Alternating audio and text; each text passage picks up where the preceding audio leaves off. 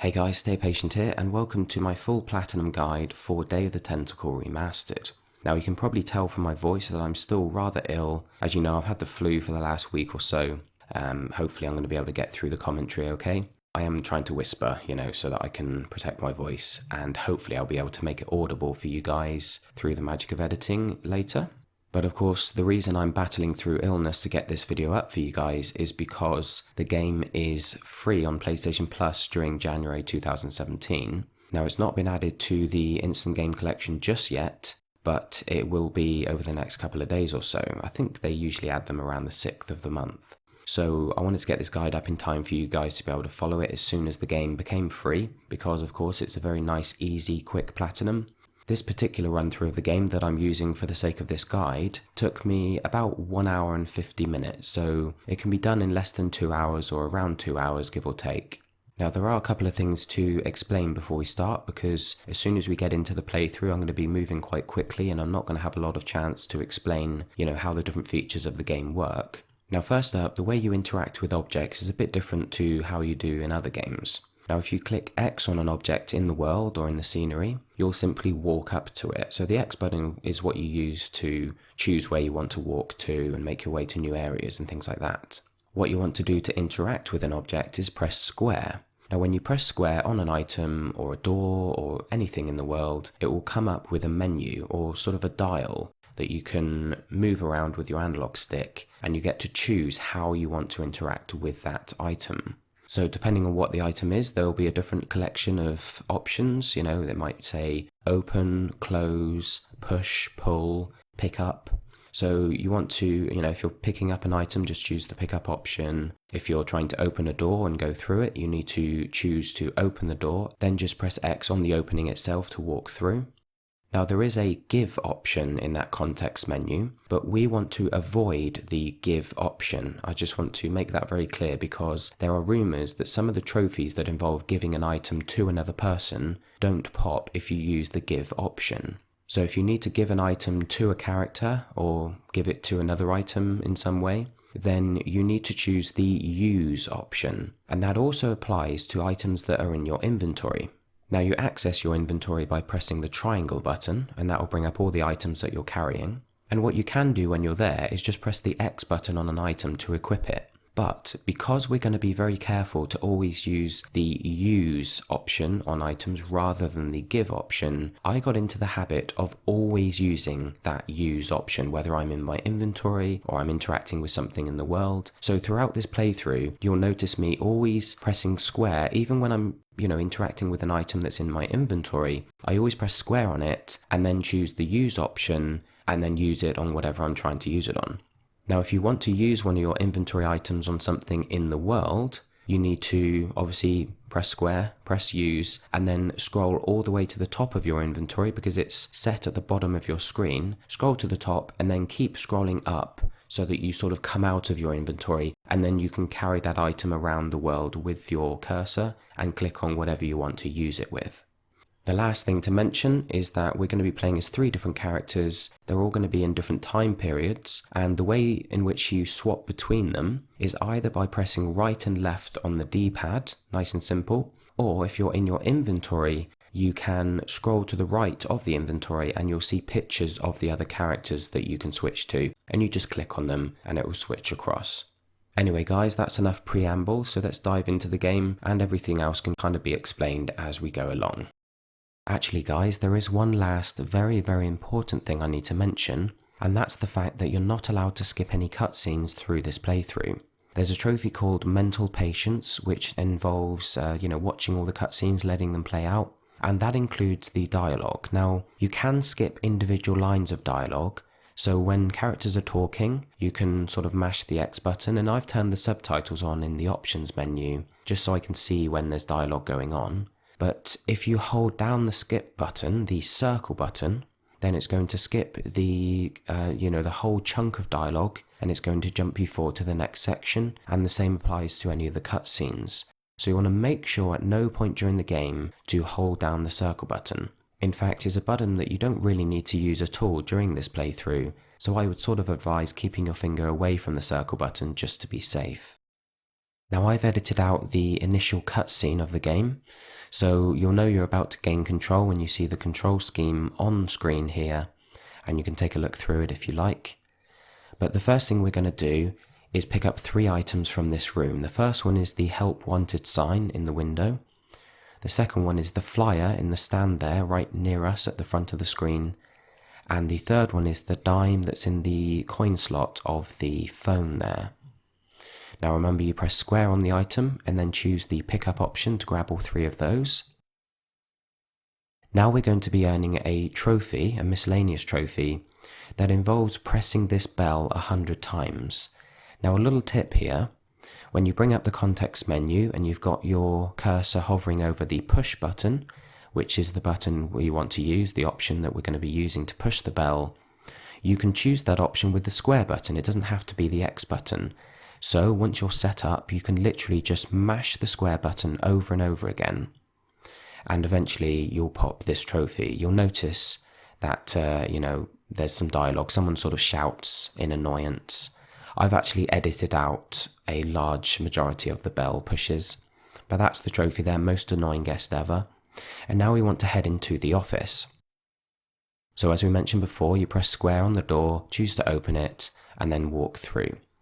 Now we want to pick up the Swiss bank book, the blue book off the desk there, and then we're going to open the desk drawer and pick up the Boo Boo Be Gone, which is kind of like a bottle of Tipp-Ex, and then we can press X on the door again to exit.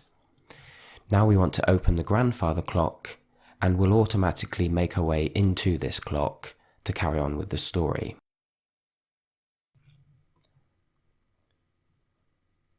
Now there's going to be a couple of cutscenes that I skip, and I think I skipped one there, but when you get to this point, where Bernard, who is this character here, we're going to refer to him as Bernard from now on, once he sort of gets back to this laboratory, and we finally gain control of him, we're just going to have one item to pick up, and then there's going to be a bit more of a cutscene.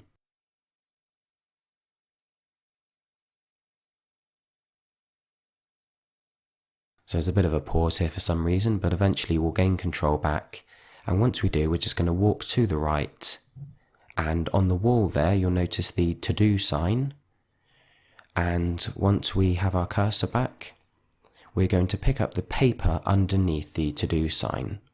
So you want to grab that.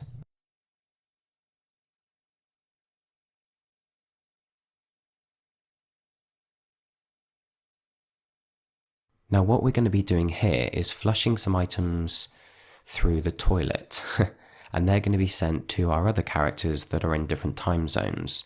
And that's something that happens automatically on that occasion, but we're going to be actually doing that manually lots of times throughout this playthrough, because that's how you solve puzzles. You send items to to another character from whichever character picks them up. We're going to send them back and forward to whoever needs them, and you'll notice here it shows us our inventory just to let us know that it is active. Now at this point, there is a trophy. We're in control of Hoagie now, by the way. This is Hoagie. And there's a trophy for letting one of his idling animations trigger. Now if you leave the characters idle for a few minutes, then they'll start going through animations, and Hoagie's animations involve a sort of belly scratch. There's also a burp, and then there's a rare one which doesn't happen very often, but it's this one here which involves eating a sandwich. So what you want to do is literally just leave him idle, just put your controller down until he eats the sandwich and the trophy pops. Now from there we're going to press right on the D-pad to make our way back to Bernard, to, get in control of Bernard again. And from here we're going to send some items to Hoagie. So to do that, we're going to bring up our inventory with the triangle button, and we are then going to click on the item, with the square button, and choose the use option, and then click on Hoagie's face on the right hand side. So we're going to send the flyer and the help wanted sign. We need to send both those items across as you saw me just do, and then we're going to exit back upstairs. And from here we need to head up to the second floor, And we're going to open and head into the first room here. Now once we're inside, we want to use the television, and we're going to find out about a diamond. Now we want to use the television again for a trophy, Energy Conscious, which involves obviously turning the TV off and not leaving it running. And then we're going to close this door. I accidentally clicked on open there, but you close it and you'll earn a trophy for doing that. And we'll also be able to take the keys out of the key slot. Now we're going to head back outside into the hallway and enter the second door.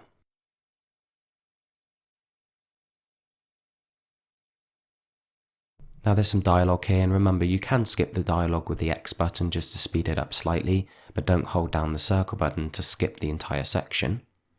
We want to pick up the disappearing ink that's just next to the door there. It's the only thing we can reach anyway.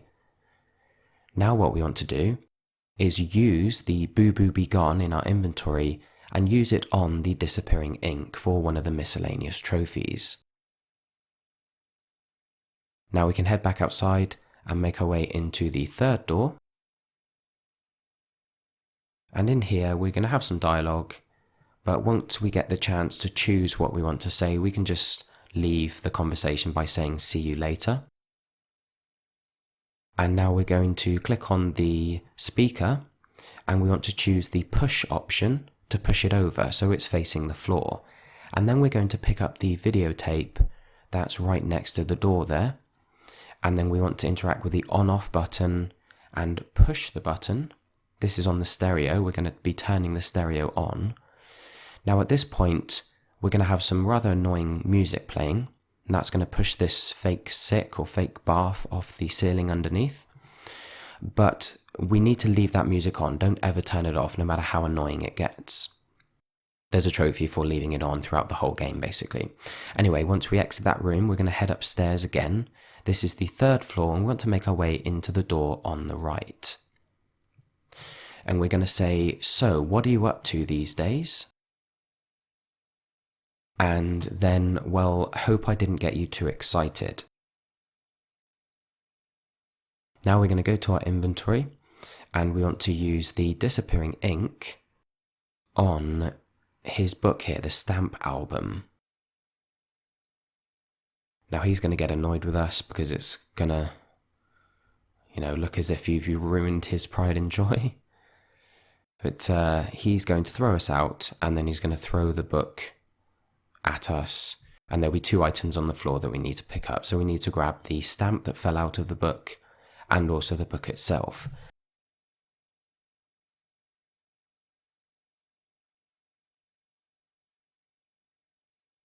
Now we're going to head back inside, and we want to give the book back to him. So remember, we're going to press square on the stamp album and then choose the use option and scroll out of our inventory and click on the guy here to hand it to him.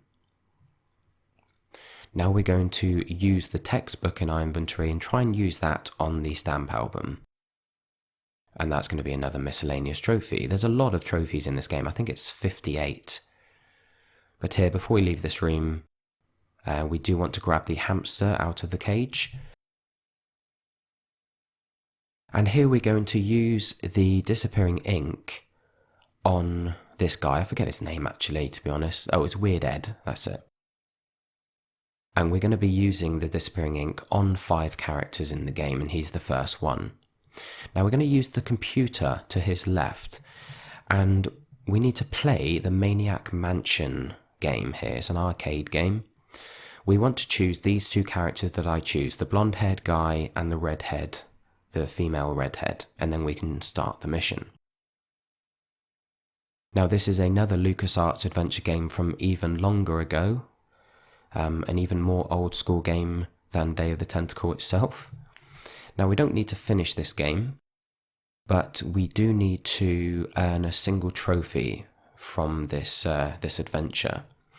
So this kind of reminds me of how Uncharted 4 gives you the opportunity to play Crash Bandicoot, which was pretty cool. This is sort of one of the old LucasArts games playable within one of the slightly newer LucasArts games.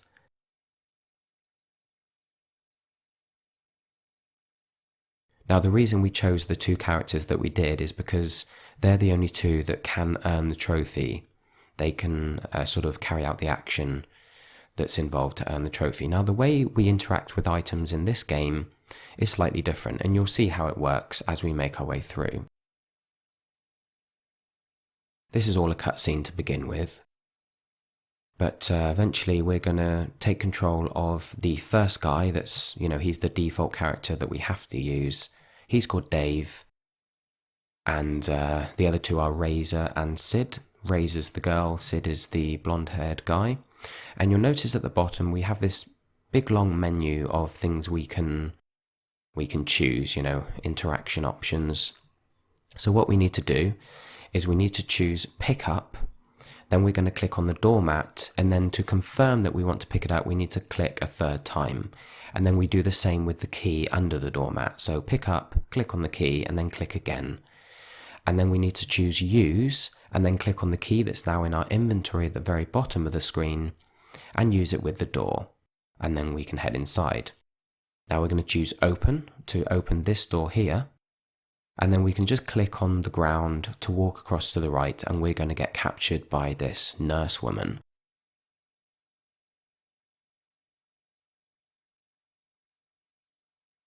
I do apologise if I go quiet for a few seconds at a time like that. That's just me coughing my guts up and editing it out afterwards. But now we're going to switch to a new kid. So you want to click on the new kid option, and then we're going to choose Razor. Now with Razor, we're going to head back in the same way that we went with Dave, because the nurse is no longer going to be in the kitchen. So we want to head into the front door and then into this open door here. Now we're going to walk all the way to the right into a new room. There's actually going to be a cutscene here, I think. Nope, my mistake, sorry. It's just before we head into the next door. So we're just going to keep walking to the right, opening the doors as we get to them and heading through.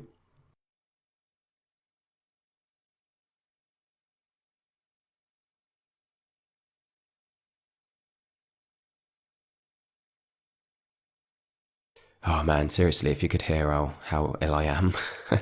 Hopefully it's audible for you guys. But like I say, I'll go quiet occasionally because I don't want to sort of burst your eardrums with my crazy coughing fits. But once this cutscene's over, I've left some of the shorter cutscenes in, pretty much just to give me a break while I'm recording this. I'm going to try and record it all in one sitting. But the longer ones I will be editing out. Anyway, once we're back in control, we need to obviously open this door and head inside. And then we want to pick up the fruit drinks, which are these coloured bottles on the bottom shelf. And you'll notice when you click on something, before confirming it, it will show up the list of actions on, in pink writing. So it will say pick up fruit drinks, and you'll know you've clicked on the right thing. So you can click again just to confirm that that is in fact what you want to do.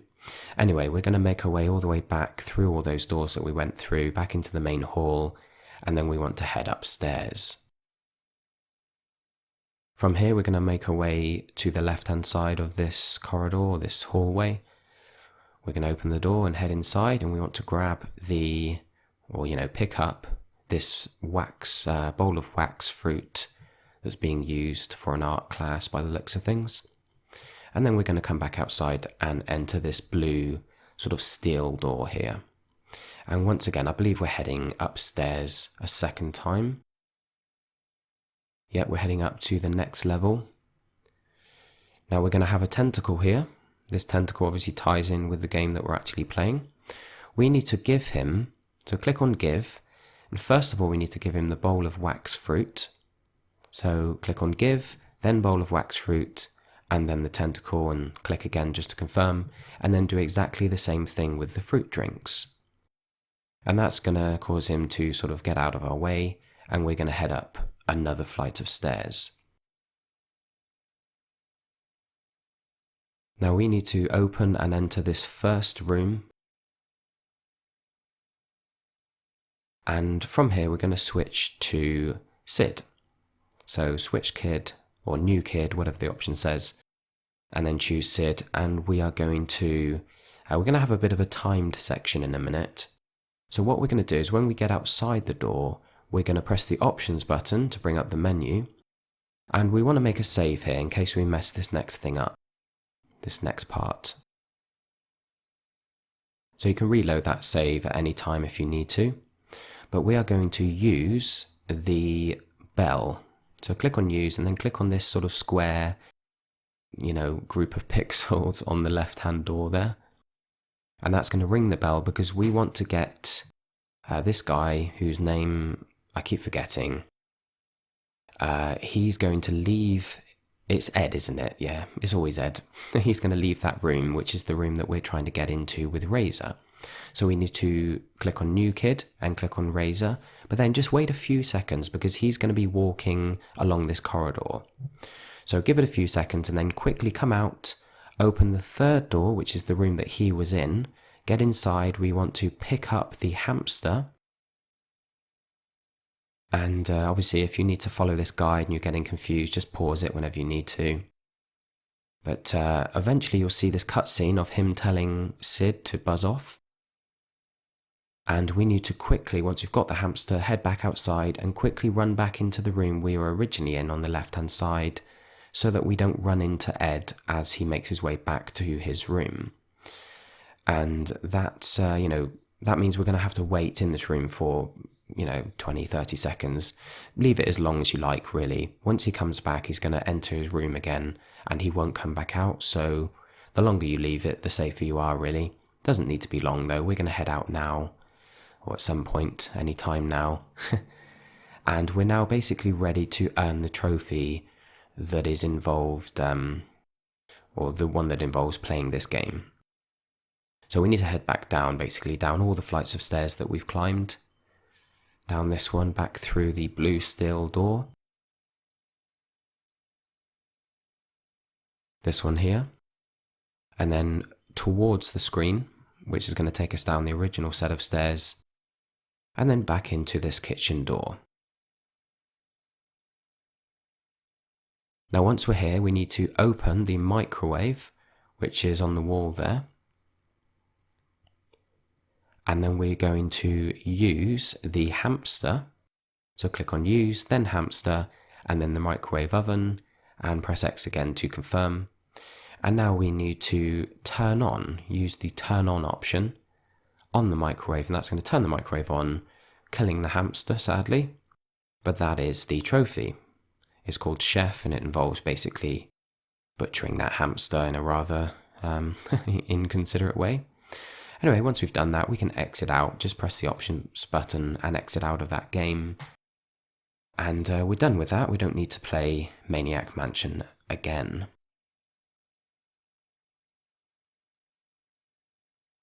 Now we can leave this room that we're in, and we're going to get that newspaper show up. We need to head upstairs to a new level that we haven't been to yet. From here, we're going to open and enter the door on the right. And we can now exit the window that's already open. We don't need to open it. It's already open, we can just climb out. And from here, we need to pick up the crank that's at the bottom of the flagpole. And then we can go back inside.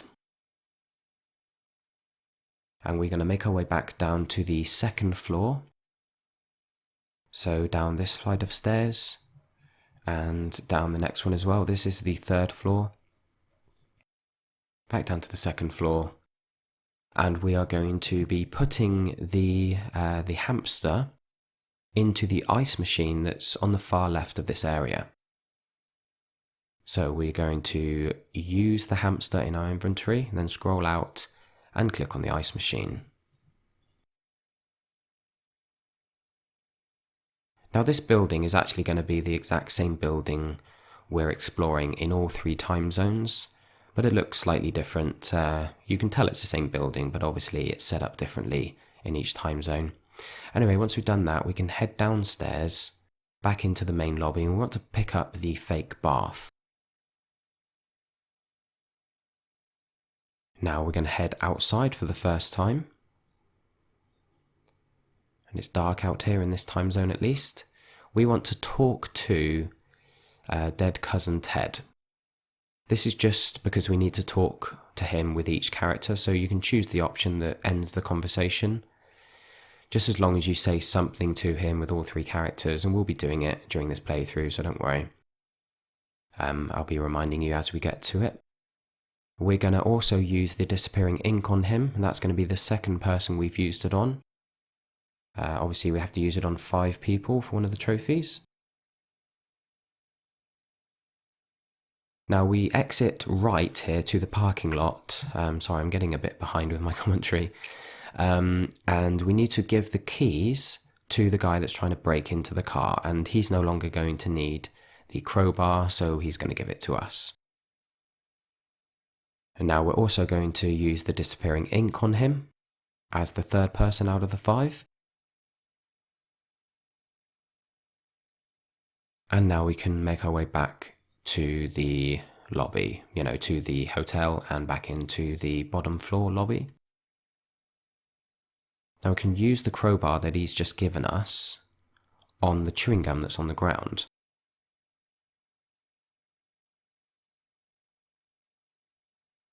Now once it's in our inventory, we need to, let's have a look, we need to actually just use it.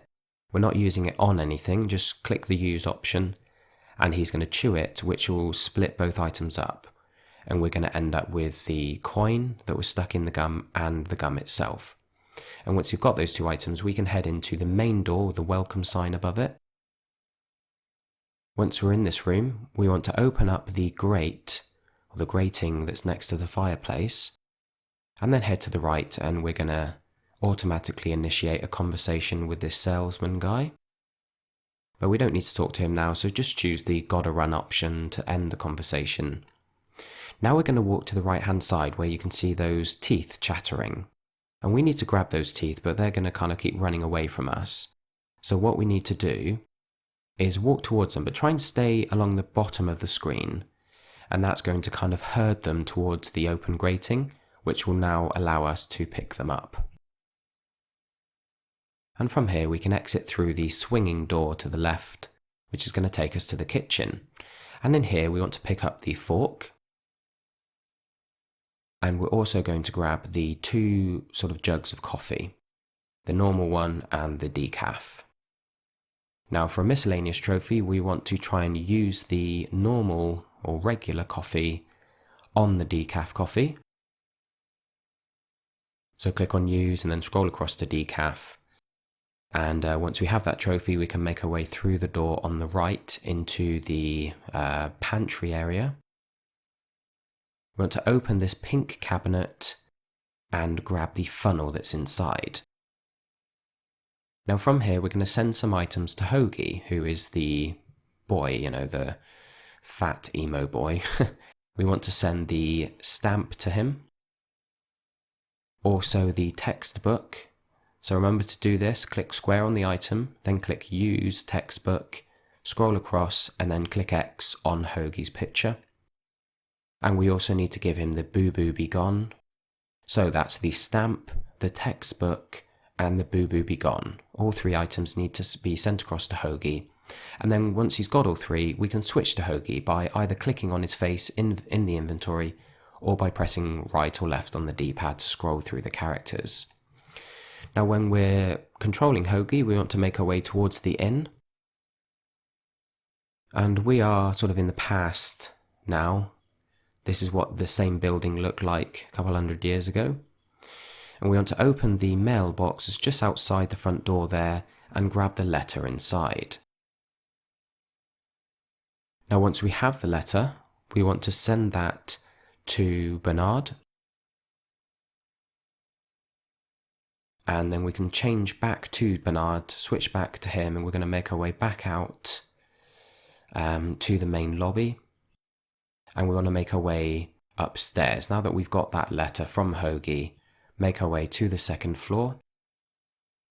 And we're going to be heading into the room that we couldn't fully enter before because there was sort of a chain on it.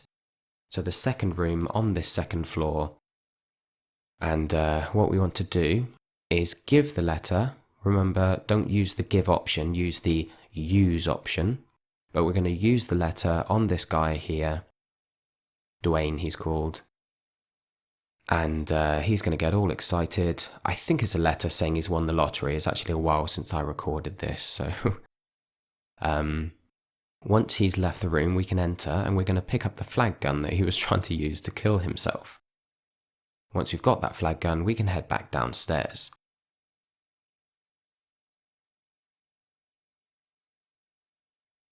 And once we're down here, we can head back into the room where we picked up the chattering teeth. We're going to call this the main hall.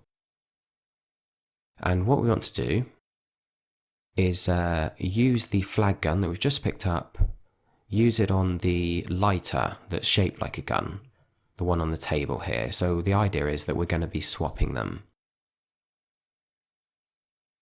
Okay, once we've distracted him, which will happen automatically, we'll swap those guns around. Now we want to use the disappearing ink on the salesman.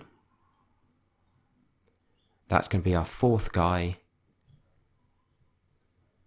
And then we want to talk to him as well. You want to say nice cigars for the first option. And then say sure, lay one of those Havanan babies on me. And that's going to pop a trophy for us. It's also going to give us an item that we need for later on in the game.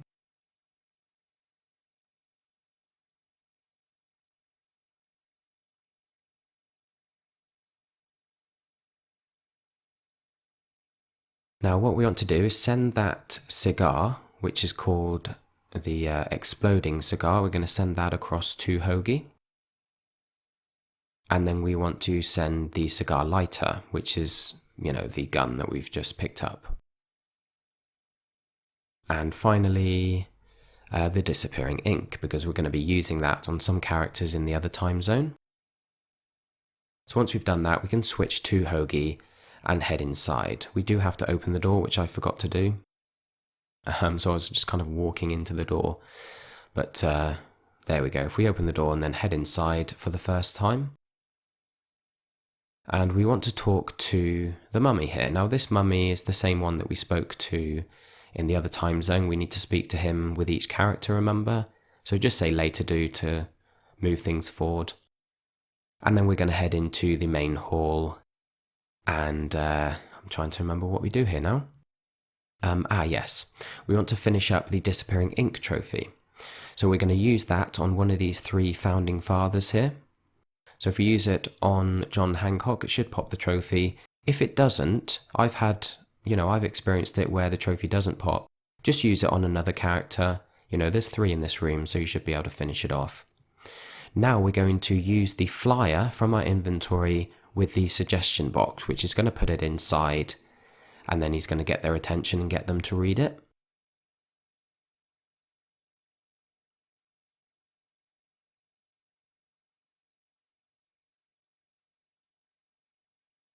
So this scene is just going to play out. You don't need to do anything here. It's a bit of a cut scene, but like I said, it's nice for me to have a breather and just clear my throat a bit during these scenes.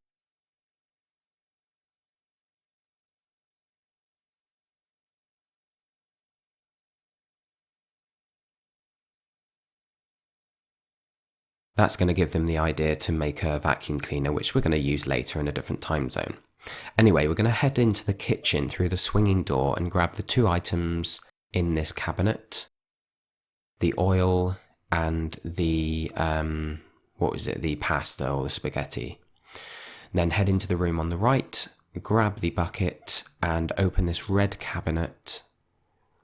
We want to pick up the brush that's inside. And then we're going to send the brush across to Bernard.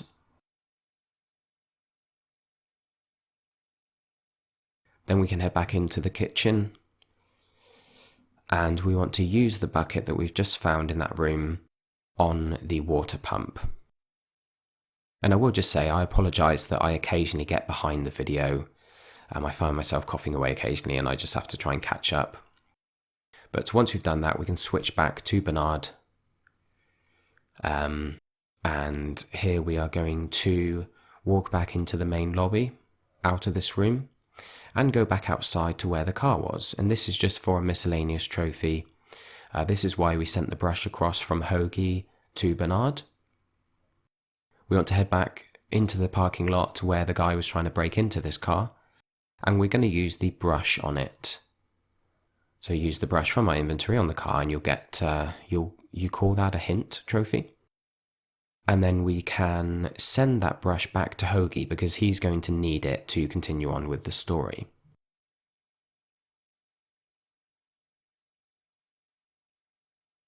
Now before we switch back to Hoagie, we are going to send what's his name? I'm forgetting now. Bernard. We're going to send Bernard back into the building, and then we can switch back to Hoagie. Now we want to exit back, to the lobby. So go through the swinging door ahead of us, and then through the door to the left, back into the main lobby area. And we need to enter the grandfather clock for the first time in this time period. So open it and then click X on it to climb in. And this is the laboratory, which looks quite different in this time zone. But we're going to pick up the left-handed hammer from the desk here, to the left of Fred, Dr. Fred. And then we want to use the patent application, not Fred, sorry, that's Red Edison. We're going to use the patent application on Red Edison, as well as the help wanted sign. So use both those items on him. The second one is just for a trophy. And then we need to pick up the lab coat. I say it's just for a trophy. Actually, I think it may be needed to continue the story. Either way, just do both, obviously. Then once we've grabbed the lab coat, we can head back outside and then up to the second floor. Now we want to enter the first room, and we are going to use the bed. So choose the use option on the bed, which is going to mess it up. And then we want to choose the pull option on the cord next to the door, and that's like the room service cord, I guess. That's going to call in the maid. Now, once she's in the room, we need to quickly exit and grab the soap from her cart.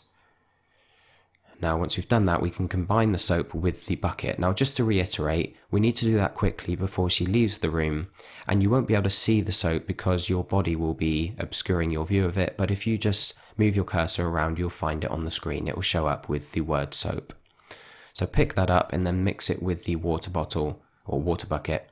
And then, I'm getting a bit behind here, then we want to enter the third room on this floor and pick up the wine bottle. And once we've got that, we can head upstairs to level 3. Okay, I'm catching up. I apologise, guys.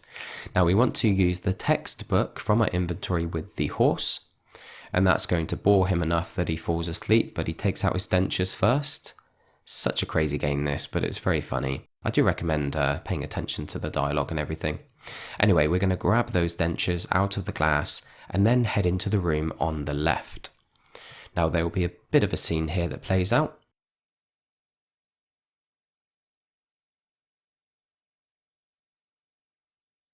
These twins are sort of doing a carving, obviously.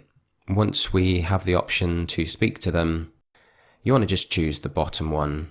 What is it? Sorry, hope I haven't jostled you, just to close the conversation. Now what we want to do is use our left-handed hammer from our inventory, and we are going to use it on the hammer that this guy's using here. So wait until he puts it down and then quickly interact with it, which will swap the hammers round. And I don't think there's any such thing as a left-handed hammer, but he's going to find that he's suddenly lost the ability to carve. And that's going to prompt these guys to swap roles.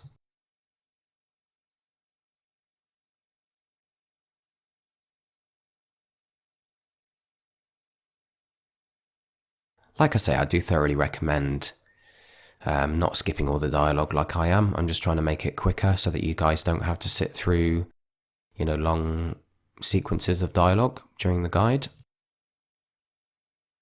But of course, a lot of it is very funny in typical Tim Schafer fashion. It's a good laugh. It's a very surreal game, this. Anyway, when we have control back, we can exit back out, and we are going to head upstairs. Now once we're here, we want to use Ned's bed. That's going to cause the bed to squeak, which is going to attract this cat, and we need to try and get the cat's toy. So what we're going to do is we're going to use the mattress, the squeaky mattress off that bed, and then use it on the other bed. And that's going to cause us to switch the two mattresses around. Now once you've done that, we are going to use the squeaky mattress on the new bed. Make sure it's the squeaky mattress and not the bed itself. And that's going to attract the cat. And because it's further away, it's going to give us time to pick up his squeaky mouse toy. And we're also going to need to grab the red paint while we're up here. And once we've done that, for another trophy, we want to try and mix the Boo Boo Be Gone, or just, use the Boo Boo Be Gone on the bucket of red paint. If I can actually get my cursor on it. It's easier to use the D-pad when you're in the inventory. I was using the analog stick, but the D-pad is a bit easier. Now at this point, I walked downstairs by mistake. It doesn't affect any trophies, don't worry. It doesn't cause any problems. But what you actually want to do is stay upstairs and climb out the window. Now there's a shortcut we can take from the top level here, where the roof is, down to the bottom level by clicking on the chimney. And we need to use this shortcut with all three characters, which we're going to be doing, of course, during this playthrough. And once we're back downstairs again, and we come out through the fireplace, we can exit that room and then head outside. And from here, we are going to make our way to the left, all the way to the left into the field, and then back up towards the outhouses, which is where we started. So just click on the outhouses, and we'll make our way to this section. Now we're going to use the red paint on the kumquat tree, and that's going to turn all the fruit red. Once we've done that, we need to send that same red paint to Bernard.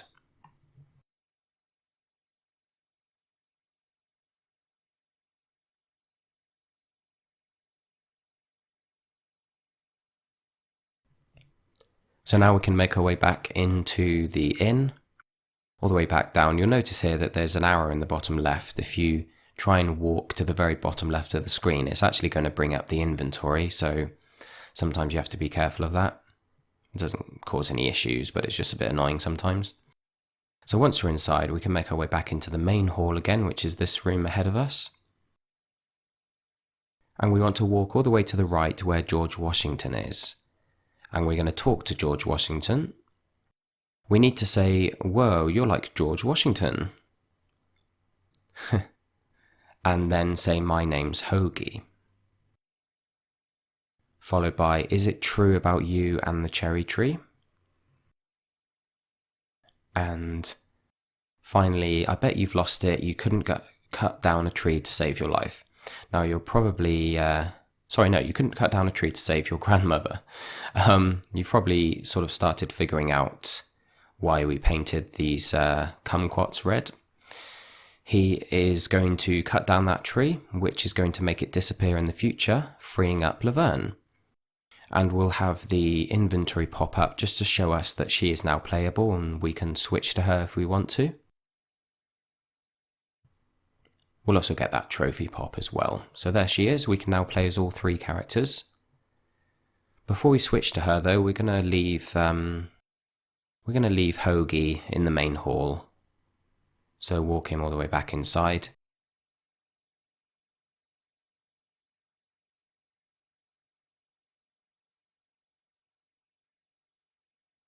And I think I just left him in the lobby there. So scroll through with the D-pad right and left until you get to Leverne here. And this is our first time playing as her, of course.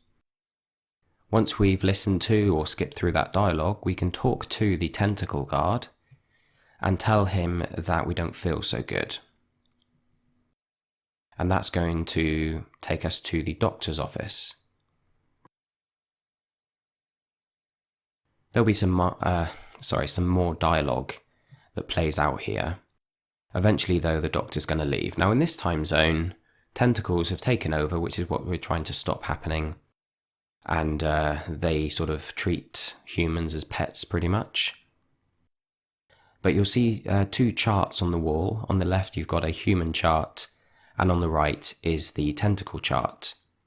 And once the tentacle has left the room, we need to grab the tentacle chart on the right. So pick that one up.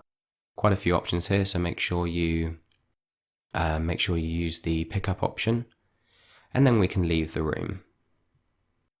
Now we're going to head back into the main hall door and then back to the kennel, which is the door at the top end of this hallway.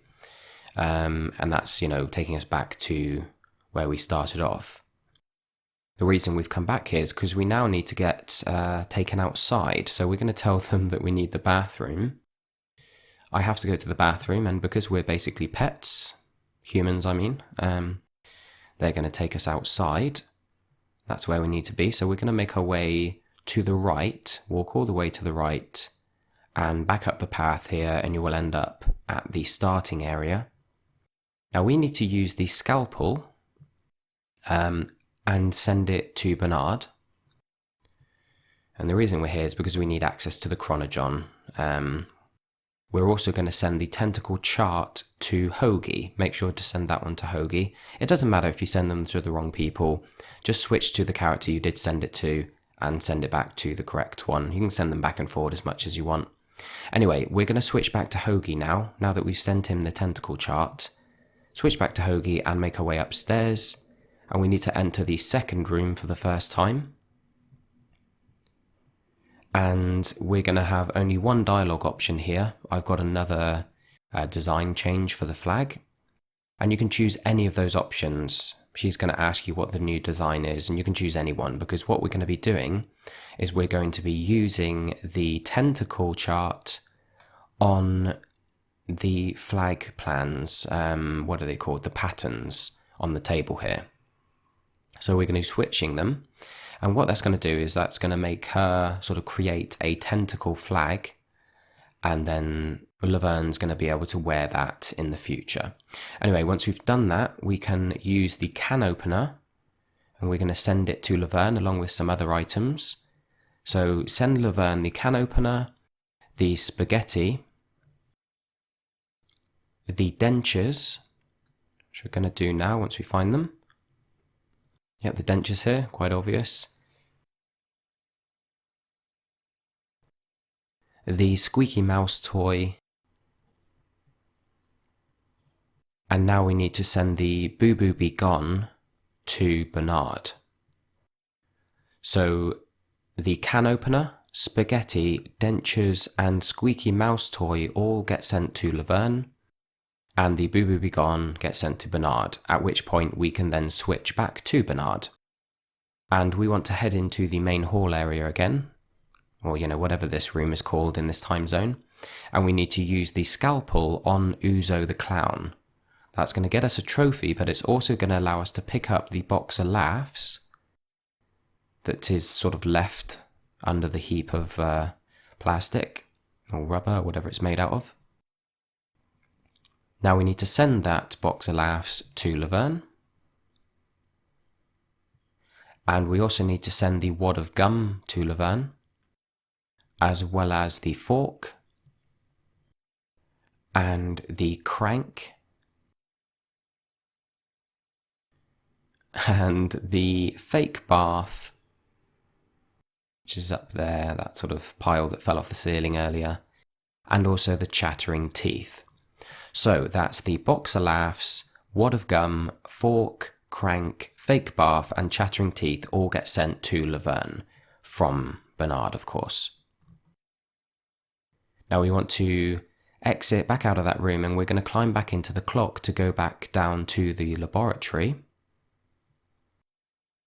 And we're going to be sending Dr. Fred to sleep just by giving him some decaf coffee. So we want to use the decaf coffee on his mug, and we're going to give him a refill But just because it's decaf, he's going to fall instantly to sleep.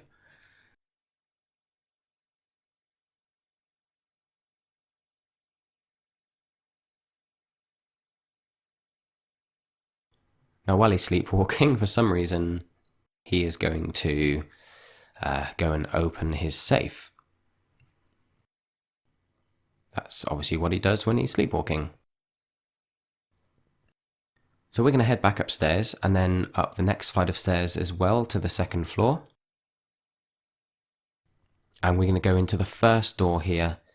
And what we want to do is use the 2 dimes that we have in our inventory on this Fickle Fingers coin slot. This is sort of the coin slot that controls the bed, just behind this big fat dude here. The second one will manage to sort of knock him all the way off the bed. And we're going to be able to pick up the sweater that he was lying on. So grab the sweater there, it's all wet with his perspiration. And then we can leave the room. And we want to use the crowbar on the vending machine, or the candy machine, whatever it's called.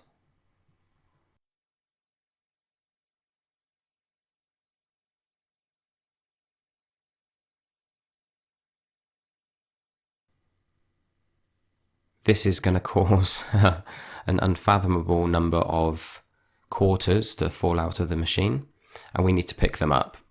And Bernard, being the geek that he is, checks the date on every single one. But don't worry, we don't have to sit through him, picking each one up one at a time. It does sort of, it does fast forward through to later on that day, much, much later.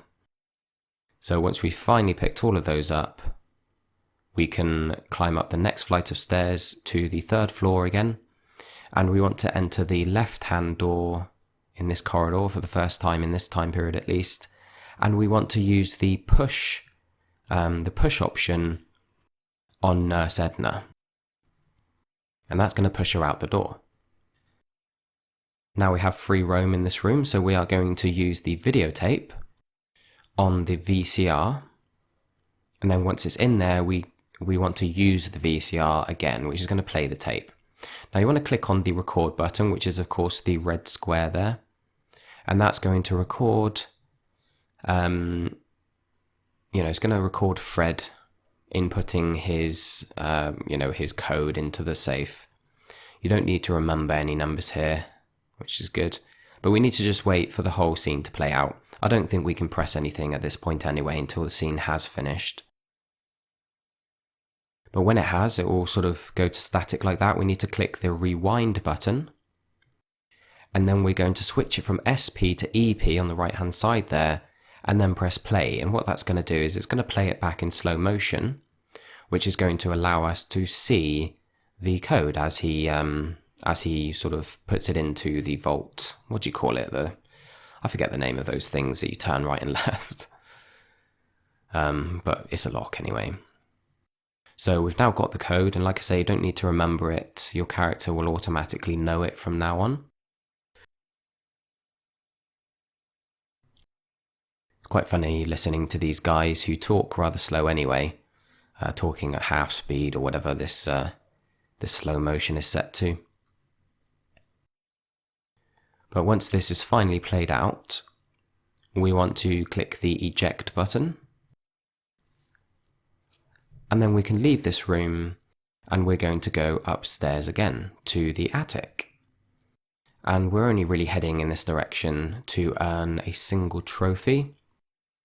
We need to talk to these 2 IRS agents who are guarding Dr. Fred in that room to the right. We need to choose to talk to either one of them and say, "Are you guys brothers?" And that's going to pop, "We're all brothers." And then we can just say, "I'll be moseying along," just to finish the conversation.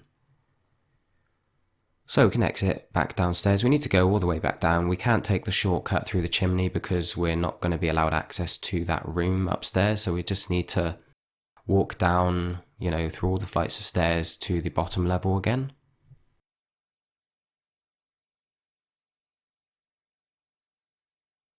And once we're down here, we head into what I've been calling the main hall. I think it's the banquet room, in this time zone, but anyway, you know where it is, you can follow the video.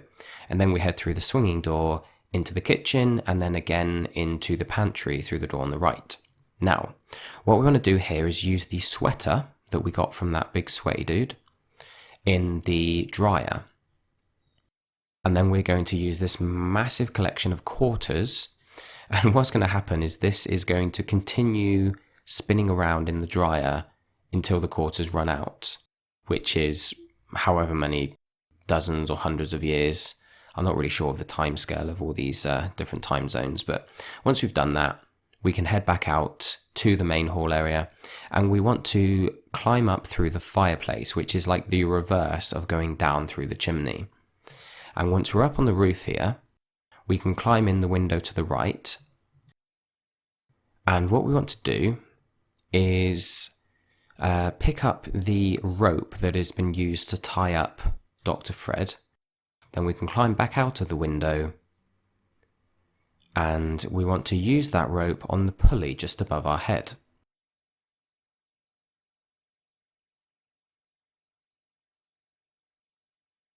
Now once we've done that, we can go back down the chimney to the bottom level again. And we need to come out of this room and head into the office, which is the door on the right. This is one of the first rooms we entered at the beginning. And if your mind isn't going insane from this music, then you've got more, what's the word? You've got more patience than I have, put it that way. Anyway, once we're in this office, we need to open the safe and pick up the contract. That's going to pop one of the other many trophies that we have left to go. They're popping left, right and centre because there's so many, and we earn them all within a couple of hours. Anyway, we can leave that office and leave the building altogether, head outside, and I believe we're going to be painting. Yeah, we need to use the red paint on dead cousin Ted, the mummy here. And once he's all red, you might see where this is going.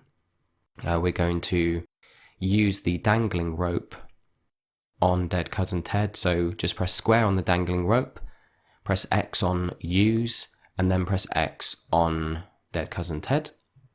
Now we need to head back inside, and we're going to make our way back to the roof using the fireplace again. So head back into the room here, straight ahead, and then up the fireplace. Now we want to pull the rope, so click on it. Rather than using it, we want to choose the pull option.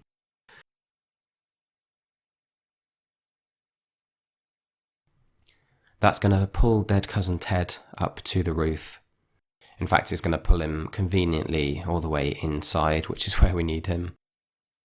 And it's going to leave us on the floor. Now, I don't know how we didn't die falling off that kind of height, but you know, this is a rather surreal game, so anything can happen. So we're going to head back inside and once again make our way back up the fireplace to the roof.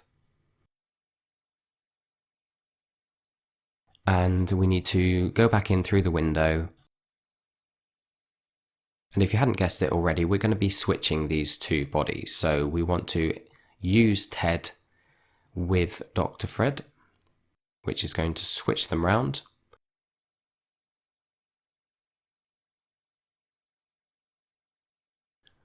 Then after this scene in which the IRS guys check in on us, we are going to tie the rope to Dr. Fred. So we need to grab the rope again once we've got control back. There we go. So use the rope, and then we want to use it with Dr. Fred, not Ted. You want to use it with Dr. Fred. So you want to kind of hover over his feet, which are just about visible out the bottom of the bed, just behind the bed there.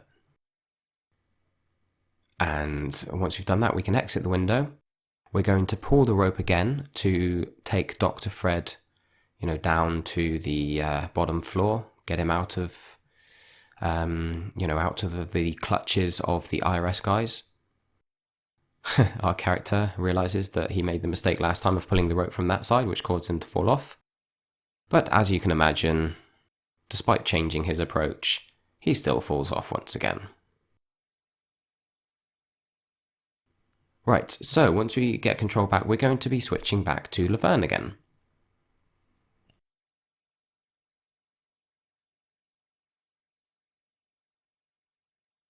In fact, there's going to be a bit of a scene playing out before we do get control. There we are. So, switch back to Leverne as soon as you have chance to. And remember, we were left to go to the bathroom by this tentacle, so if we make our way back to where the tentacle is waiting for us, he's going to stop us. We don't have to actually initiate the conversation. It will happen automatically. Then we need to talk to him again and tell him that we're not feeling so good for a second time. I know how she feels right now, to be honest. And we're back in the doctor's office and we can exit out to the lobby. Now we want to go into what we've been calling the main hall once again, and we can go back up through the fireplace, which we haven't done with this character yet, so this will pop the trophy. Should pop there, your WWSCD. So that's for using the fireplace shortcut with all the characters. Now we want to use the crank that we sent across to Leverne earlier with this, like the bottom part of the flagpole there. Or the crank box, I think it's called. And then we want to use the crank itself. And now we can pick up the flag. And once it's in our inventory, we want to just use it. So you can... I think I accidentally just press X on it, which is fine. Like most of the time you can press X on things in your inventory. But just to play it really safe, I've been pressing square and using the use option. Just so that I don't sort of accidentally get into the habit of using X too often. Anyway, we're going to climb back down the chimney. And now we've got that outfit on, which we had Hoagie sort of create for us by using the plans. We now look like a tentacle, so we've got free roam of the area. So we're going to exit back into the main lobby, and we want to head upstairs for the first time in this future setting.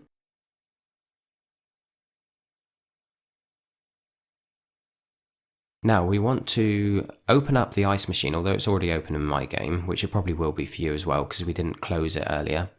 You want to look. You might have noticed what I just did there. You want to look at the ice machine, and then when you've done that, it will show you that there's a frozen hamster, and then you want to pick up that frozen hamster. So look at the ice machine. If it's not open yet, you need to open it first. But then when it gives you the prompt to pick up the frozen hamster, do so, and then head back downstairs. And then into this corridor again. And we're going to be going into the second door, the sort of right-hand door there. This is where the kitchen would have been. And then we head to the right, where the dryer is. Now this dryer conveniently just finishes as we enter the room, despite the fact it's been going for hundreds of years. Or however long, however much of a gap there's been between present day and this setting here. So we're going to grab the sweater, take the sweater, which is now shrunk, of course, and exit back into the kitchen. We want to use the fork with the microwave for one of the trophies here. And we want to then use the frozen hamster with the microwave, so we're going to thaw him out.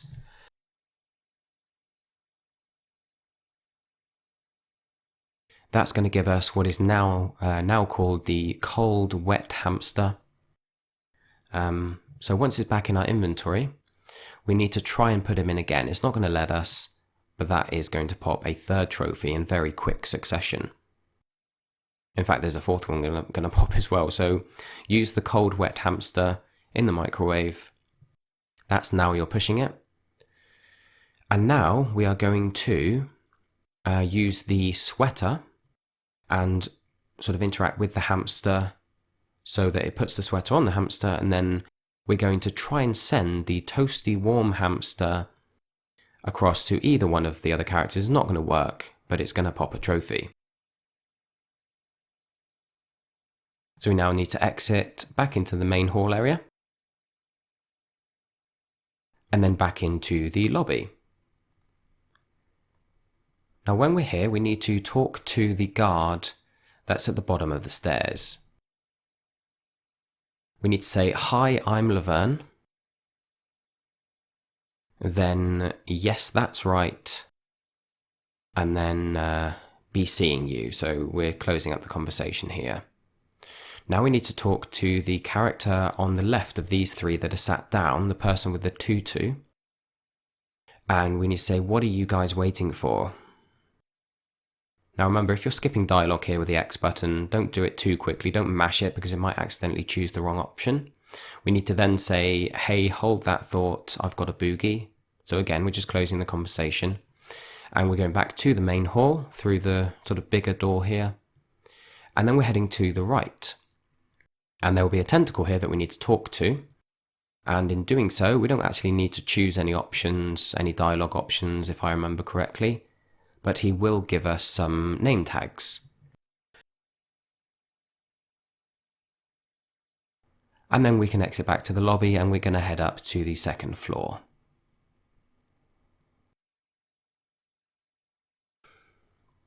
So climb the stairs up to floor number 2, and we need to enter the middle room, the second door. Now in this setting, all the doors are automatic, so we don't need to worry about opening them. Once we're inside, we've got the mummy here. So this is the last time we need to speak to the mummy to pop the Are You My Mummy trophy. Just say anything, just close the conversation. And once you've done that, you need to pick up the extension cord, which is just near our feet. We're blocking view of it a bit, so you might struggle to find it, so I'll just point it out to you there. The skates we need to pick up as well, just on the right hand side. Now we're going to be setting up this mummy to enter a human competition, which we heard a bit about earlier on.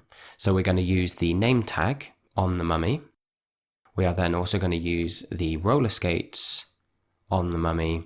And then we want to push the mummy, use the push option to push him out of the room. And he's going to come bowling down the stairs and smash into the 3, well, 1 woman, 1 man, and 1 cross-dresser by the looks of it. But we need to now, well, I think there's a bit of a scene here actually, but we do need to exit this room and then head back upstairs.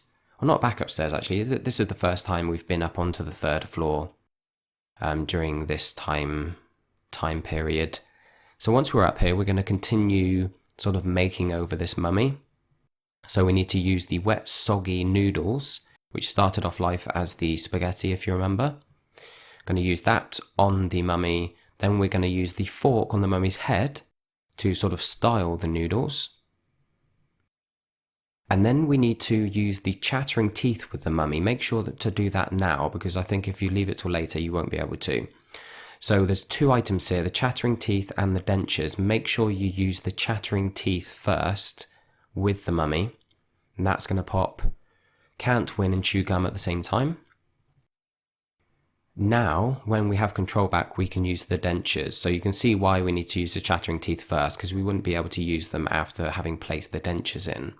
And because they both look kind of similar, you want to make sure you're using them in the right order.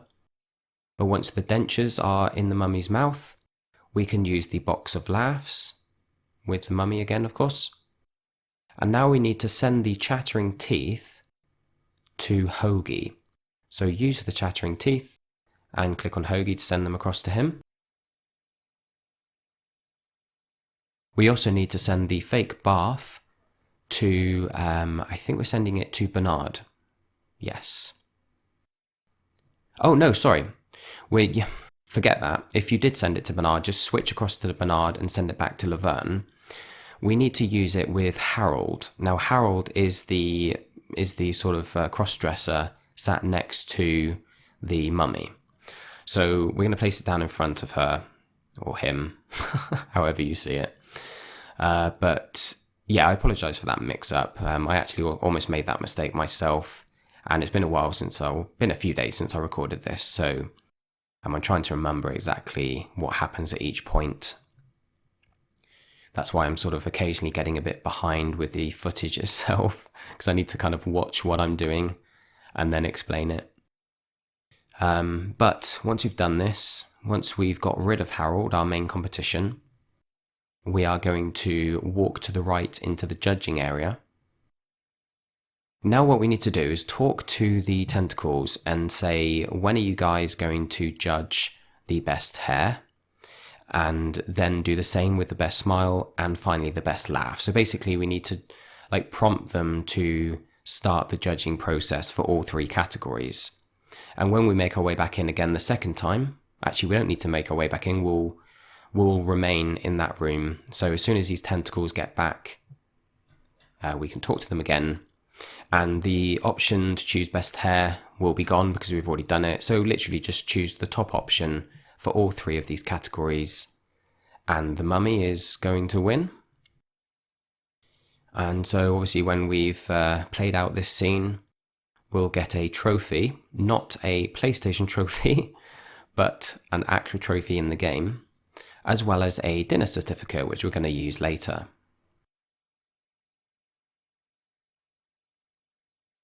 So the final category is the best laugh. And this is kind of funny. I mean, this whole game's really funny, to be honest. It's so surreal, but they tell a joke and the zombies boxer laughs and just lets out a ha 3 times. Sounds completely ingenuine or ungenuine. What's the right word there? I don't know. But yeah, he wins the contest despite having hair made of spaghetti and meatballs stuck in it. I don't know where those meatballs even came from, to be honest, but there you go. Anyway, we are the winner. So we are going to sort of watch a bit of a scene play out, and then we need to switch to Hoagie, and we're going to carry on playing as him. There we go. So from here we need to exit back outside, back downstairs to the lobby, sort of entranceway, and then back. Oh, I accidentally entered this room. You don't need to enter it. Once we're downstairs, we're going to enter the main hall again.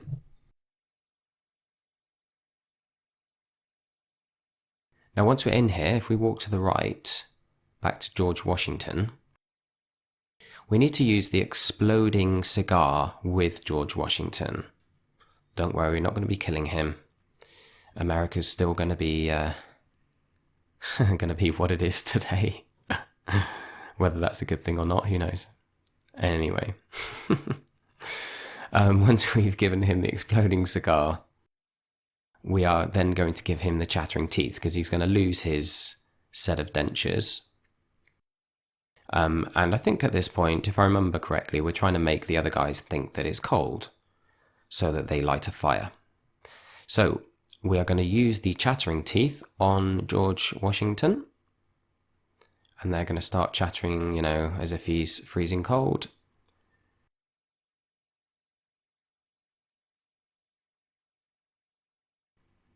He doesn't seem to mind, does he?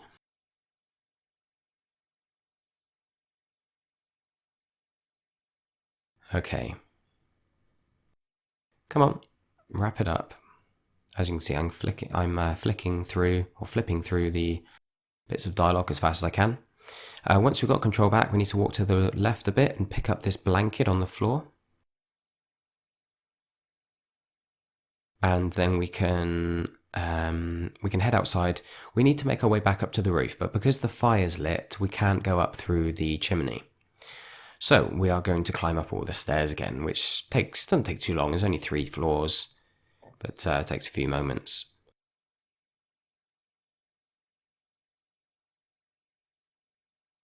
Past the sleeping horse, which for some reason is kept indoors. So once we reach the attic, we're going to climb out of the window. And from here, we're going to place the blanket. So we're going to use the blanket and we're going to pop it onto the chimney. And that's obviously going to cause all the smoke to get backed up and be sent back down through the chimney into the main hall. And all these founding fathers are going to dive out the window. Now we need to head outside to speak to them. So I didn't actually try using the chimney. I think the fire's still lit, so we need to climb in the left-hand side window, which is the open one. The other one's blocked by a bed. And again, we're just walking all the way back downstairs, as we don't have use of the shortcut as far as I know. Like I said, I didn't try it. You could always try clicking on the chimney and taking the blanket off and climbing down, but I didn't bother checking. So head outside once you're downstairs, and we're going to head all the way to the right again, back to back to the outhouses, I think it's called, where the 2 bathrooms are and our actual chronon machine is. And then we can walk slightly to the left, or actually we don't need to walk to the left necessarily, but anyway, we just need to be in view of these 3 guys, and we need to talk to one of them. And this is literally just for a trophy. So you say anything you like. In fact, I don't even know if you have the option to say anything there, but just speak to them and you'll have that. Alas, our lazy speechwriters didn't cover this trophy. Now, of course, as you can see, we're heading back inside. Going back to the main hall where those guys were a moment ago. Yeah, the fire's still on, so we couldn't have used that shortcut. We need to grab the golden quill out of the ink pot. And I believe we're going to send that. Yeah, we need to use the golden quill and send it across to Bernard. And now we can switch to Bernard, and there's going to be a trophy that we need to get. We're going to try and use the golden quill on the contract in our inventory. So that's the only reason we sent the golden quill across. We also now need to try and use the Boo Boo Be Gone with the contract for another trophy. So use the quill and the Boo Boo Be Gone with the contract, and then we need to send the golden quill back to Hoagie because he's the one that really needs it. We're also going to send the Boo Boo Be Gone to Leverne. And from here, I think I accidentally switched characters there. You don't need to switch. Stay as Bernard. I got a bit confused for a few seconds there. But what we need to do, after we've sent those items across, we need to use the funnel on Dr. Fred, who's lying down here. Place the funnel in his mouth. And we're going to be pouring regular coffee, which is going to wake him up. So decaf sends him to sleep, and regular immediately wakes him up. So obviously be sure to use the coffee with the funnel itself. It's going to pour it into him, give him a ton of energy. It's like Popeye. Crumbs. I don't drink coffee, maybe I should start. Okay, now we need to, I believe, use the contract. Yeah, we need to use the contract with Dr. Fred. And we're going to have a couple of dialogue options here that we need to choose, so don't skip through too quickly. We need to say, oh, forget it, I'll get rid of Purple Tentacle myself. And then say, I offered Purple Tentacle a bribe and he took it. That's going to carry on the story, but also pop a trophy, as most actions in this game seem to. Now we need to send that freshly signed contract across to Hoagie.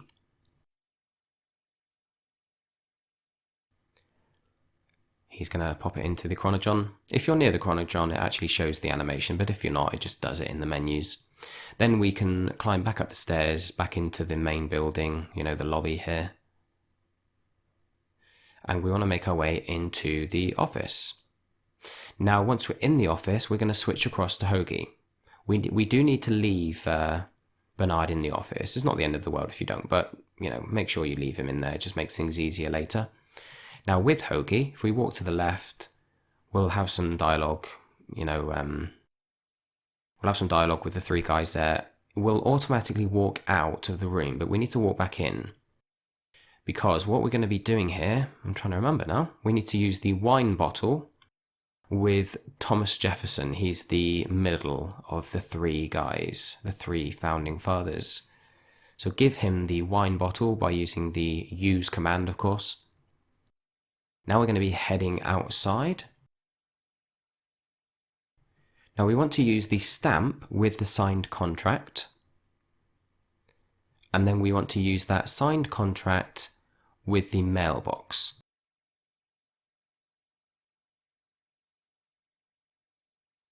Once we've done that, the fastest postman in the world is going to whiz by, and we can switch to Leverne.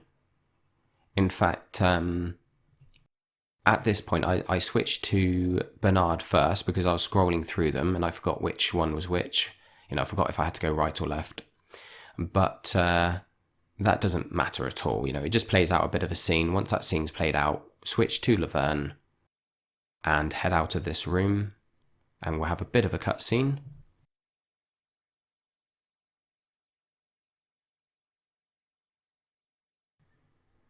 Now, we need to enter the door on the left. So again, we don't need to open these doors. We can just walk through because they're motion sensitive.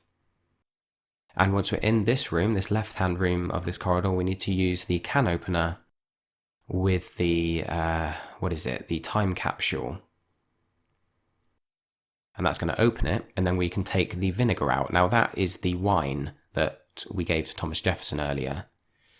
And it's been kept in that time capsule and become vinegar over all the years. Now we can use the vinegar and send it back to Hoagie. Now we can come back outside, go downstairs into the lobby, and we're going to be heading outside again. Like properly outside.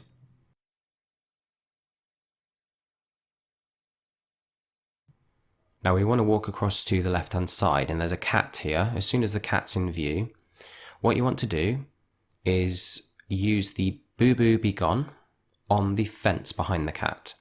And I love the name of this trophy, because the cat's going to come through. It's called Oh Right, I'm Playing a Cartoon. The names of the trophies in this game are great. Very sort of self-aware, because, if a cat was to crawl under a fence with some white paint on it or Tipp-Ex, it wouldn't come out as a perfect white line, but we kind of need it to, and it's a cartoon, so it doesn't matter. Anyway, we're going to use the squeaky mouse toy with the cat once he's up on the roof here. And once we've got the cat in our inventory, we are going to try and eat it. Don't worry, we're not actually going to do so, but we need to use the fork on the cat. It's not going to do anything, but it is going to pop ESRB violation. And then we can head back inside, and we want to head through the main door into the main hall here, and then straight up back into the kennel where we started.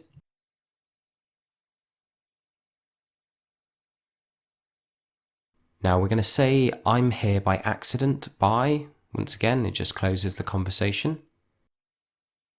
And that, I didn't mean to do that, you can just ignore that. I accidentally pressed X too many times and walked into the electric sort of invisible fence thing there. Anyway, we're going to use the dinner certificate from our inventory with the tentacle, which is going to cause him to run off to tell his wife. Then we are going to push the switch, which is going to turn off that electric fence and free these guys that don't actually want to leave for some reason. So to make them leave, we are going to use the cat, which looks like a skunk. You can just use it, you don't have to actually use it on anything. It'll automatically, if you press X on it or choose the use option, it's going to automatically throw the cat into that little cell, and these guys are going to get freaked out and run off.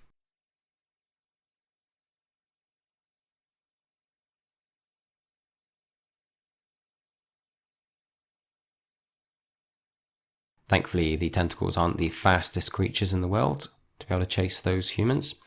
Anyway, we're going to exit this room now, and then out the left-hand door back into the lobby.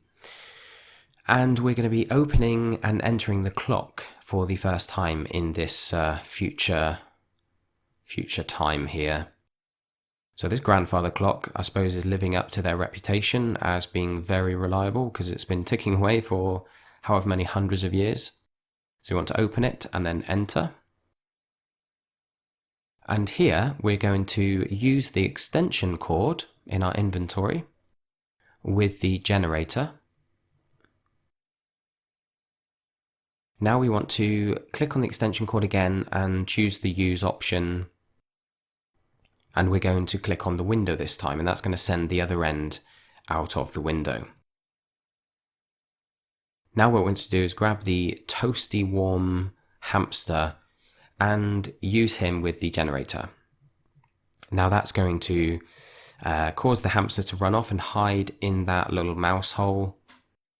And it's also going to free up a hubcap, which we need to grab. So pick up that hubcap on the floor there. Now we're going to use the built-in shop vac, which we had them create earlier using that suggestion box, if you remember. We're going to use it with the mouse hole. That's going to give us the USAC trophy, and we're also going to grab the hamster, which we need to be able to continue. The idea here is that we're trying to power up the chronon machine to be able to get back to present day. So once the hamster's in the vacuum cleaner, we need to open the hatch and then pick up the dust ball, which is the hamster just covered in loads of dust. Now we can use that hamster. For some reason now it kind of works better. I'm not really sure what happened with that fist that came out of the wall, but we're going to use that hamster again with the generator. And he's going to power up the generator, which is going to cause power to go through that lead that we've put through the window. So we can leave this room now. And we want to exit back outside, and we're going to make our way back to where the chronon is. So out through the front door here. And we're going to head to the right, back to the path. Now we want to use the extension cord with the plug. Now I actually clicked the wrong stuff here, I apologise, so just ignore that. Try again. So we use the extension cord and then press X on the plug, and it will plug it in and power up the chronon. Now we want to switch to Hoagie.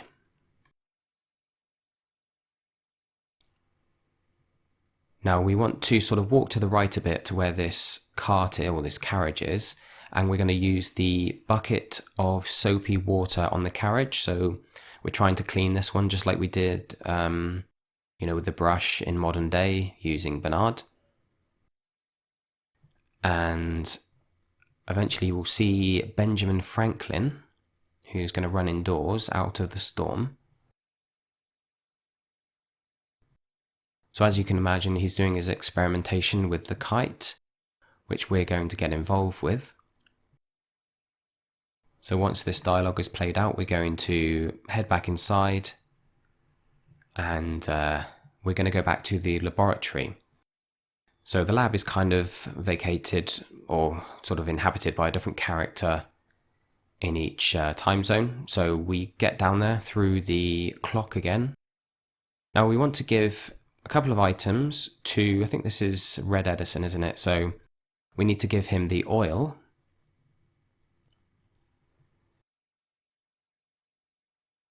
These are all the items he needs to make his battery so that we can power up the chronon in this time period.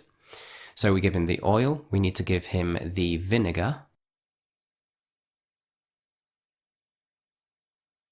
And then last of all, we want to give him the gold quill.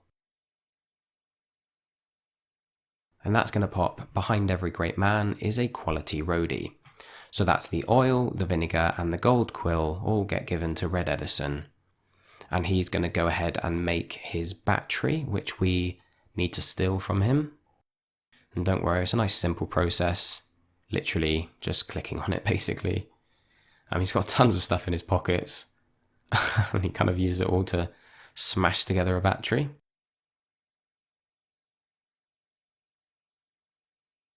It is going to be a dead battery though, so we do need to charge it.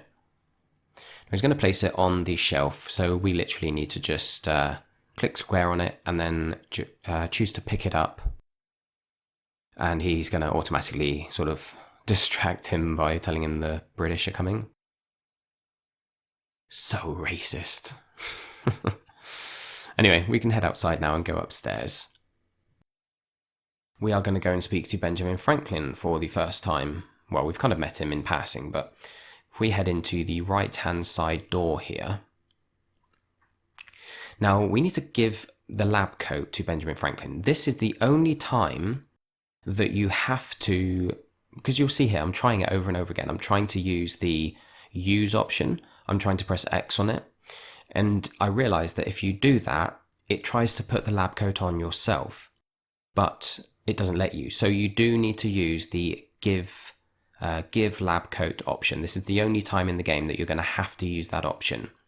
So click square on the lab coat, choose give lab coat, and then obviously click on Benjamin Franklin, and he's going to put the lab coat on. Actually, no, he's not. He's going to make a kite out of it, isn't he? Like I say, it's been a while since I played this. Anyway, this is going to automatically take us outside with Ben Franklin, and we're going to assist in his experiment. Now, this bit is timed. Don't worry, you have multiple chances to do it, but basically he's going to give you the kite, and immediately, as soon as you have control, you're going to need to put the battery, so bring up your inventory, choose the battery and use it with the kite, and you're going to pop it into the pocket there, and then you need to choose the push option on the kite. So press square on the kite, choose to push it, and that's going to launch it in the air. If you fail that, it's just going to land on the ground, and he'll give it to you again, and you can go through the process a second time. But obviously, because the kite is flying, and as we all know, it was struck by lightning, which helped with the discovery of electricity, and that's going to charge the battery. So we need to make sure to pick up the battery, which is now fully charged, grab it when we get the chance to, and we need to head back, where are we going now? We're going to the, what are they called? The outhouses. Now I think we're going to use the battery here, but before we plug it into the plug, we're going to use it on the chronon.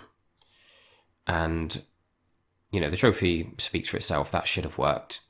I'm guessing they expect you to try that earlier on. But anyway, we are then going to plug it into the plug that's on the floor to the left of the chronon. And that's going to pop a couple of trophies. Now we can switch back to Bernard. And what we want to do here, we need to send the funnel.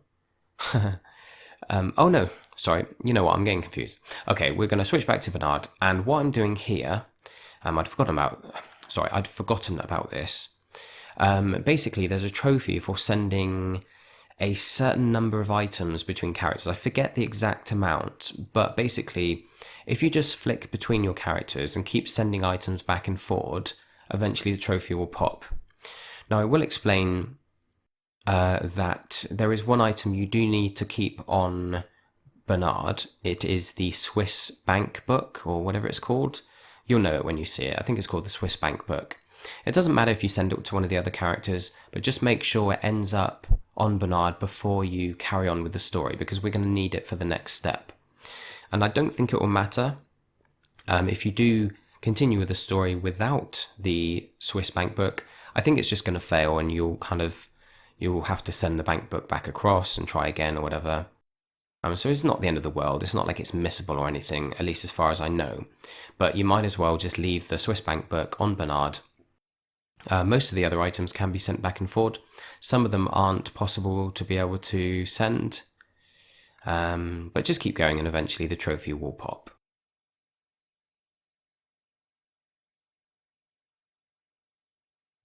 It does take a bit of time, obviously. And this is, a trophy that you would pop automatically or, naturally if you were playing the game blind, because you'd probably be sending a lot of items back and forward and using trial and error to figure out what was needed. But we're doing it in the minimal number of turns, or the minimal amount of time. Anyway, you saw the trophy pop there. I'm starting to just talk nonsense right now. So we've got the book, the Swiss bank book. With it in our inventory, we need to use the phone with Bernard. So we're still in the office. We left him here during our last stint playing as him. And that's going to give us the flush trophy. And now I believe there's a bit of a cutscene. Yes, there is. So we're actually quite near the end here. I may have skipped some of this. I did edit out a few pieces. I did like the video editing before I actually started recording the audio sort of commentary section.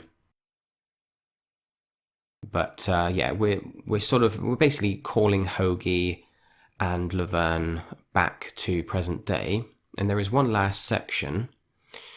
I believe I didn't notice. Did the music Music Appreciation Award. At some point, the Music Appreciation Award trophy will unlock. Now, that's the trophy that involved turning the music on earlier on in the game. And remember I said that you can't turn it off, you need to leave it on throughout the whole game. So obviously we haven't turned it off during this playthrough. I'm pretty sure I mentioned that. Even if I didn't, you guys hopefully did leave it on, even though it's rather annoying.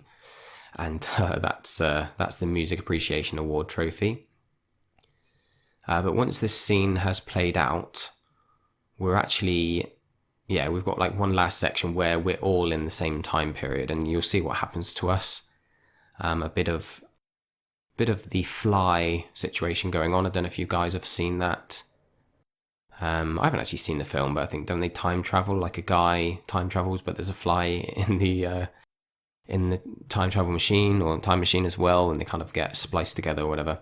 So that's what has basically happened here, or at least they think it has. And this is like all part of the same cutscene. I will actually use this opportunity to remind you, or I don't think I've actually mentioned this yet. Obviously, I did tell you about not skipping the cutscene, so make sure not to hold down the circle button. But you also need to watch the credits all the way through. So the credits aren't far away now. We're quite near the end of the game. We've got a few minutes to go, if that. So when you do finish the game, you will get the trophy for not skipping any cutscenes, which is mental patience. But don't assume that means you can then skip the final scene, the final credits scene, because there is also a trophy called Take on the Words for letting the entire credit sequence play out. And thankfully, it's not as long as some games. Some games' credits are ridiculous. I remember Deus Ex Mankind Divided just went on forever. But you'll see there that we've been shrunken by this old dude, this old tentacle guy. And I think, if I remember correctly, I think he's the one, like the main one from the... Actually, no, he's not, is he? Because we're in present day. Ignore me, I'm forgetting. But yeah, he's one of the elderly, decrepit tentacles. Oh man, this is very tiring. Doing a full sort of hour and a half commentary whilst you're not feeling well, but we're nearly there. Anyway, we're automatically going to run upstairs, and eventually we'll get control back.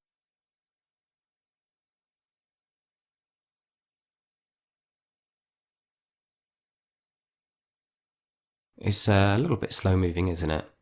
Anyway, here we are. We're going to be hiding in this first room, and you'll see the tentacle kind of wander on by. And what we need to do is actually get him to shrink us again, because that shrink ray does wear off, after a while. But we need to exit this room, and we're going to enter the second door. And as soon as we open the door, in fact, we're not going to enter it yet, we're going to just open it, and he's going to shrink us. But as soon as he does that, we're going to need to run into that second room nice and quick before we grow back to normal size again. And once we're inside, we're going to run inside the mouse hole. So just at the back of the room there is a little mouse's cubby hole.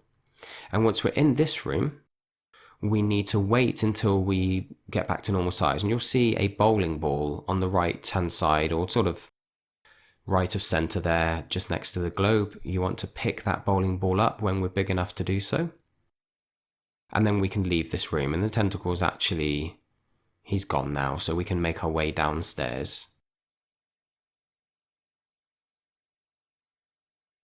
So we are heading for, obviously, the bottom floor, but we need to go into the laboratory, which is through the clock, of course, or through the dark passage, as it's called now.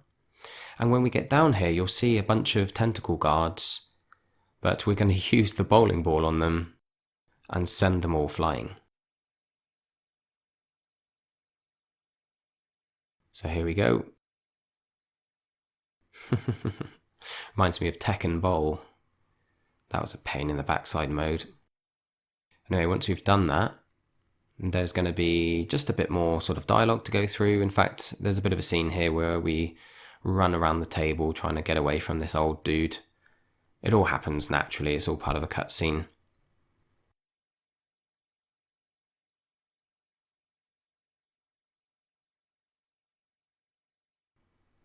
Oh, so I'm just going to take this opportunity to to sort of apologise for the fact that this guide probably isn't up to my usual standard.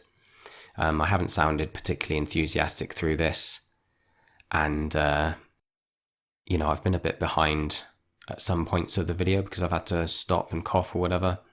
But we're going to talk to this guy now when we get the chance to do so. We want to say, just what is it you have against humans anyway? Then say, sounds like that's all Dr. Fred's fault, really. Then you're pretty handy with that ray gun. So the top option there, yep. And then why don't you zap Fred with the ray gun? So we're trying to get him to shoot at Fred, and it's going to rebound off the thing on his head. I forget the name of it. The doctor's kind of the light they use, or the reflective surface. So when we're speaking to the purple tentacle, just to reiterate, save you guys rewinding if you know, if you didn't catch that, we say, just what is it you have against humans anyway? Then sounds like that's all Dr. Fred's fault, really. Then you're pretty handy with that ray gun.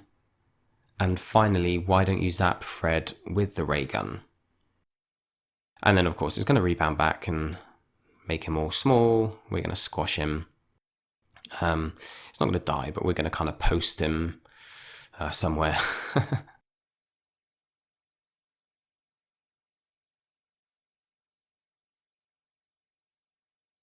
So, gonna stick him in the envelope and send him wherever it is he's being sent. Or do whatever. Oh, Siberia, there it is. Mail this to Siberia. But surely that, you know, the shrink ray kind of wears off after a few minutes. So once it wears off, he's gonna break his way out of that, you know, that envelope, isn't he? Anyway, yesterday's news. That's the sort of final story-based trophy. We are also going to have mental patients pop at some point, so long as you didn't skip any cutscenes. There we go, that's mental patients. In fact, I skipped some of the final cutscenes at the end of the game there. And I'm going to speed up this what are they called? Credits. Sorry, I'm losing it, man. We're going to speed up the credits here. And at the end of this, we are going to get Take on the Words for watching the credits, and that's our final trophy. So OCD, the Platinum Trophy, will pop. I want to say a big thank you to everyone for putting up with my terrible voice and my lower quality video compared to usual. But hopefully it's enough for you guys to be able to get through this Platinum, and hopefully I'm feeling better soon. You know, hopefully I get over this flu nice and quickly, and I can continue on with the content that I'm planning for the next few weeks.